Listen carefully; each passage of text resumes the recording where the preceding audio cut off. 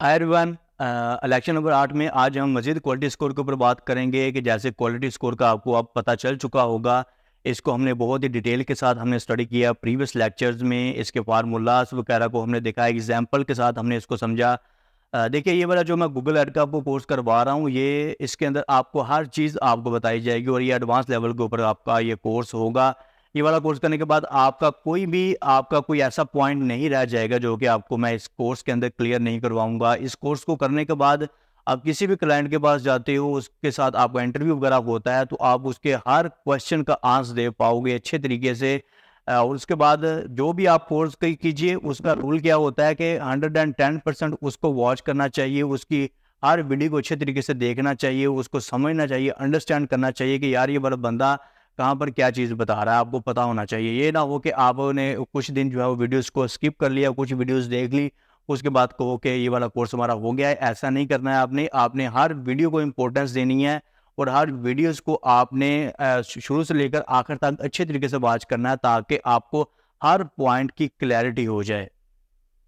तो मज़ीद बात करते हैं क्वालिटी स्कोर के ऊपर कि क्वालिटी स्कोर के अंदर आपको पता ही कि कौन कौन सी चीज़ें होती हैं। एक होता है कि जी एड रेलिवेंस, आपका एड रेलिवेंट होना चाहिए। उसके बाद आपका click through rate, expected click through rate होना चाहिए और अच्छा होना चाहिए। उसके बाद हमने बात की थी लैंडिंग पेज एक्सपीरियंस के बारे में कि आपका लैंडिंग पेज अच्छा होना चाहिए।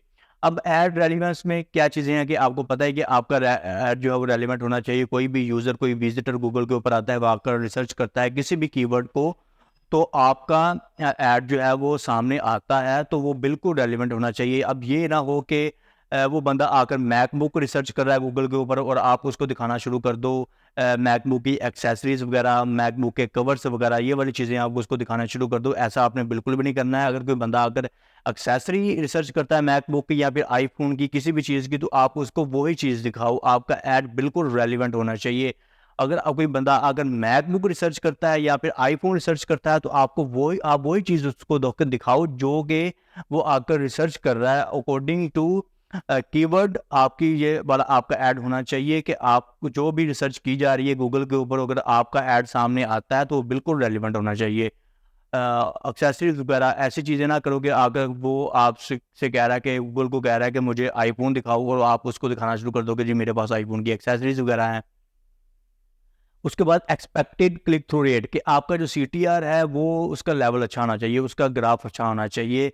अगर आपका कोई रिसर्च होती है गूगल के ऊपर, आकर कोई विजिटर या फिर कोई यूज़र आकर गूगल के ऊपर रिसर्च करता है और आपका ऐड 100 टाइम 100 बार आपका ऐड जो है वो शो होता है उसके सामने, विजिटर्स के सामने, यूज़र्स के सामने गूगल के ऊपर, तो उसके ऊपर अगर 10 क्लिक आ जाते हैं तो इट मीन्स के रेशो परसेंटेज क्या है आपके ऐड के क्लिक्स की परसेंटेज क्या है, वो है 10%। 10 को आप डिवाइड कर दीजिए 100 के ऊपर, तो 10% आ जाता है। इस तरह से आप रेशो रेशो वगैरह निकाल कर मेजर कर सकते हो कि आपके के ऐड के ऊपर कितने इंप्रेशंस वगैरह आ रहे हैं और कितने आपके ऐड के ऊपर क्लिक्स वगैरह आ रहे हैं। और उसके बाद हो सके तो ऑफर्स वगैरह लगाइए, इस तरह के कीवर्ड्स वगैरह अपने ऐड के अंदर यूज़ कीजिए जो कि अट्रैक्टिव हों। जैसे ही आपका ऐड यूज़र के सामने आए, तो उसकी कोशिश यही होनी चाहिए कि वो उसके ऊपर क्लिक कर दे। तो ये वाली सारी की सारी चीज़ें हम डिटेल के साथ प्रैक्टिकल करेंगे अपनी आने वाली वीडियोज़ के अंदर। मज़ीद इसको अच्छे तरीके से समझेंगे, प्रैक्टिकल करके सारी की सारी चीज़ें देखेंगे कि ये वाली सारी की सारी चीज़ें आपने किस तरह से मैनेज करनी है। उसके बाद एक्सटेंशंस के बारे में मैंने आपको बताया था कि एक्सटेंशंस वगैरह लगाइए अपने ऐड के अंदर।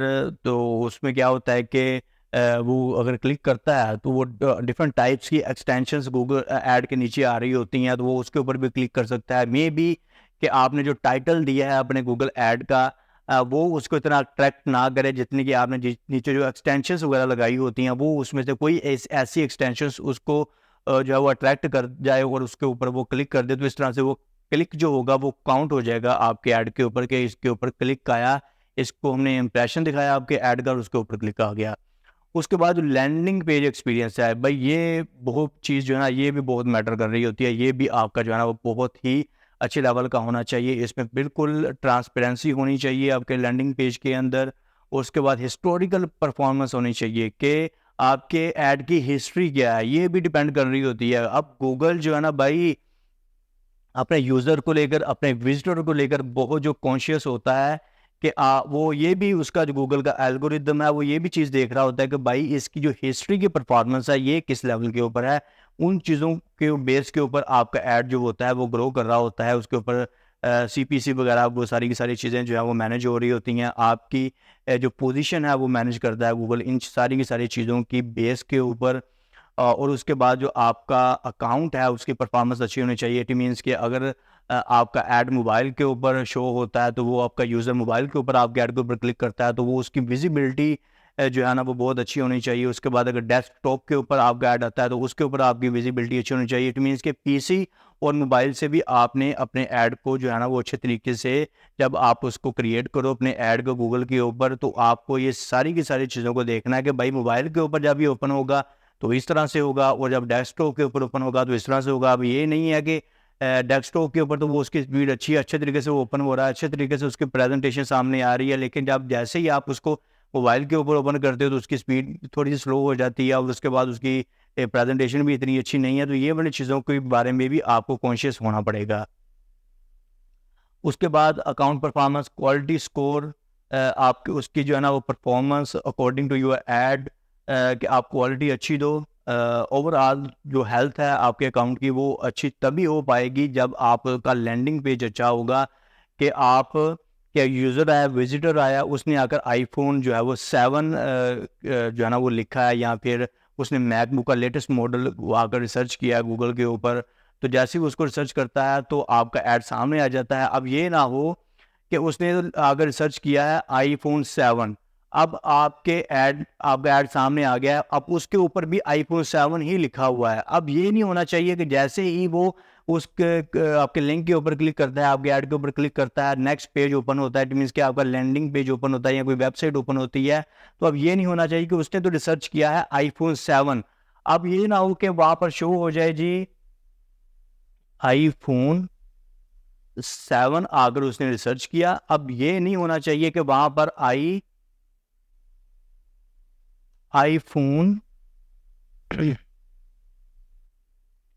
11 सामने आ जाए। अब ये वाली चीज़ें नहीं होनी चाहिए। या फिर जो है वो 12 हो गया और उसके बाद जितने भी आपके पास जितने भी आपके पास मोबाइल वगैरह है, जी हाँ, फिर जितने भी आपकी जो स्टोर है उसके अंदर चीज़ें हैं सारी की सारी।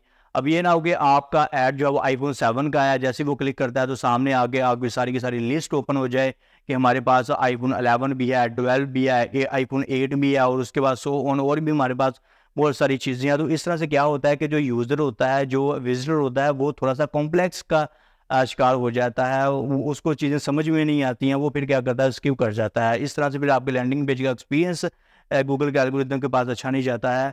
अगर आपने आईफोन 7 का ऐड लगाया है तो जैसे ही वो उसके ऊपर क्लिक करे तो सामने जस्ट आईफोन 7 ही आए। आईफोन 7 उसकी प्राइस, उसके फीचर, सारी की सारी चीज़ें उसको एक ही पेज के ऊपर मिल जाएं, राइट। जो अगर यूज़र रिसर्च करे गूगल के ऊपर तो वही चीज़ उसको दिखाइए। आप ये ना कीजिए कि आईफोन उसने 7 लिखा है तो आप उसको सारी की सारी चीज़ें दिखानी शुरू कर दो, या फिर उसको जो है ना आईफोन 11 भी साथ में दिखाना शुरू कर दो कि भाई मे बी वो आईफोन 7 में इंटरेस्ट ना ले, वो आईफोन 11 के अंदर इंटरेस्ट ले ले। जो चीज़ वो आगे डिमांड करे उसको वही चीज़ दिखाओ।